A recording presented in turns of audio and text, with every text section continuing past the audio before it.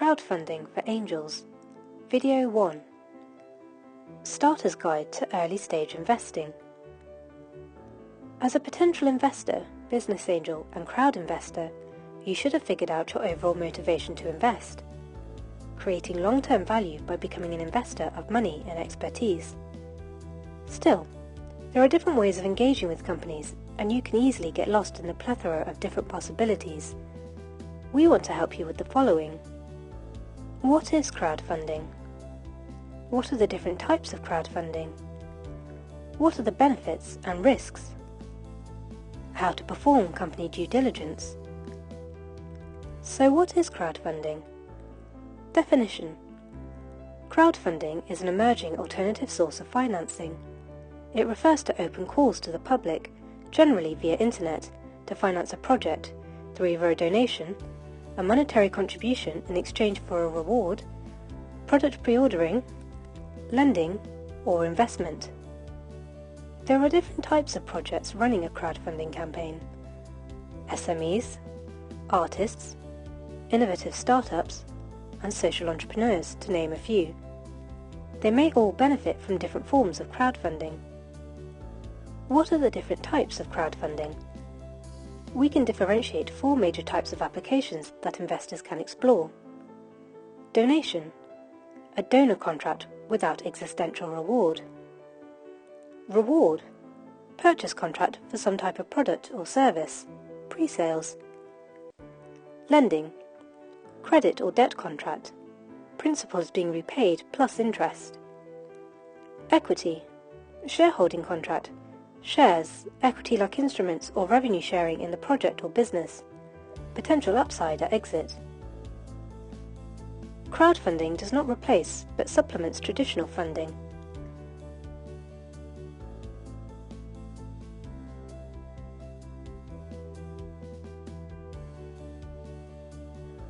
What are the benefits and risks? There are advantages to crowdfunding that are attributed to the fundraiser, but which help the investor indirectly because they decrease risk and cost at the investee company. It helps the investee to validate pricing, demand, product design and demographics. It can reduce market research cost while delivering more genuine input. It innovates customer services by aligning motivations between the business and its customers on the same goal.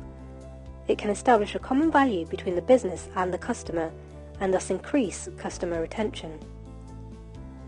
It reduces funding needs in product development, production and ordering by creating efficiencies in forecasting. It can help identify priorities and reduce cost of overproduction or stocking. It empowers consumers to be co-creators and links them directly to the product or business. It can create customer loyalty and word-of-mouth recommendations. There are also advantages of crowdfunding we can attribute to the investor. It simplifies and standardizes relevant parts of the investment process online. It allows for the building of a diversified portfolio, also with small asset allocations. It enables early participation in companies that might be changemakers in a few years. It gives you a head start in innovative sectors with successful management teams as a follow-on investor. What are the risks of crowdfunding? There's the reputation risk linked to the team's ability to deliver the performance of a product or service over time. There's distrust from customers as to the reasons for crowdfunding, perceived deception. There's lack of return on investment, both in financial instruments, equity or debt, and pre-sales, non-delivery or bad quality. There's also spillover risks from the investee company to its most prominent backers, which could be you. No matter how you would like to invest, you need to perform company due diligence. How to perform company due diligence? Crowdfunding platforms review investment opportunities prior to publication on their platform, but are in general not allowed to share any form of due diligence. They will ask the fundraisers to provide relevant information though. You need to ensure that if information is missing, you can obtain this directly from the fundraiser through the communication channels on the platform.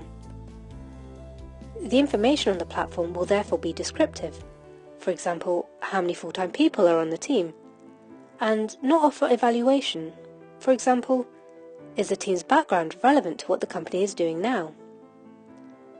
It is advisable to evaluate a minimum of relevant questions. Do I trust the founders? What are their big motivations for starting this business?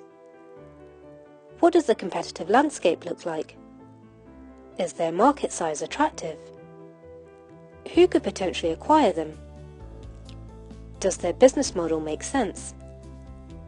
Do they have early indicators that what they are building or offering is something that people actually want?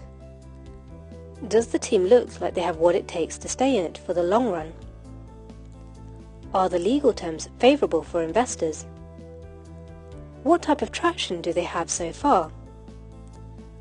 Are the use of funds being allocated strategically? Who else is investing? Sign up for the startup's product or service if possible and test it out yourself.